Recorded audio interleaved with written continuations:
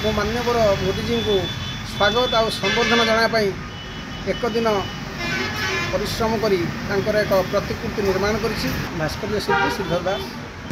आम देशर प्रधानमंत्री यशस्वी प्रधानमंत्री माननीय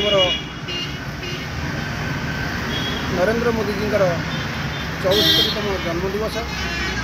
यही जन्मदिन अवसर में माननीय मोदी जी ओडिशा गस्त कर बड़ महिला सशक्तिकरण शुभारंभ करने जार नाम रखा जाए सुभद्रा योजना।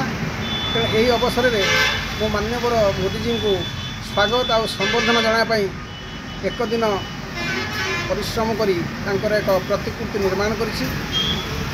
यही प्रतिकृति माध्यम मो माननीय मोदी जी को मोर जन्मदिन शुभेच्छा जनाऊँगी। एवं प्रति वर्ष प्रधानमंत्री हेबा दिन ठारू मो विभिन्न गेटअप रे प्रधानमंत्री को मोर जन्मदिन शुभेच्छा वार्ता मीडिया जरिया प्रिंट मीडिया जरिया मुझे था। माननीय मोदी जी 74तम जन्मदिन अवसर में यही प्रतिकृति निर्माण कर।